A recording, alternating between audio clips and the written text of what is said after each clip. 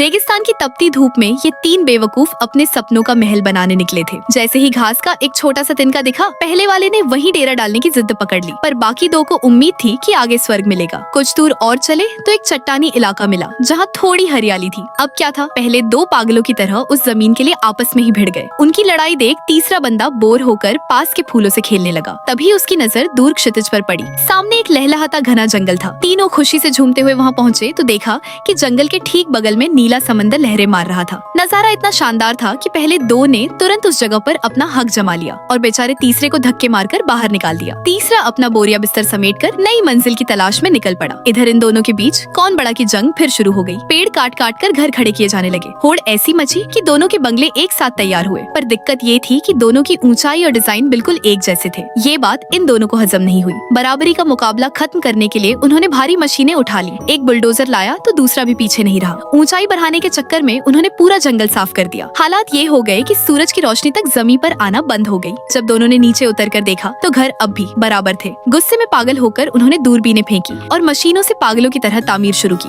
जब पेड़ खत्म हुए तो उन्होंने समंदर का कचरा और मरी हुई मछलियां तक दीवार में चिन दी। यहाँ तक कि अपने औजार भी घर के ऊपर ढेर कर दिए। तभी समंदर किनारे पड़ा आखिरी टायर दिखा और उस पर भी दोनों गुत्थम गुत्था हो गए। लड़ते लड़ते उनकी नजर दूर एक ऊंची चट्टान पर पड़ी, जहाँ उनका वही तीसरा साथी आराम से रह रहा था। उसने न सिर्फ वहाँ हरियाली उगाई थी, बल्कि अपनी एक प्यारी सी फैमिली के साथ सुकून भरी जिंदगी बिता रहा था। सच है, लालच ने इन दोनों को कचरे के ढेर पर बिठा दिया।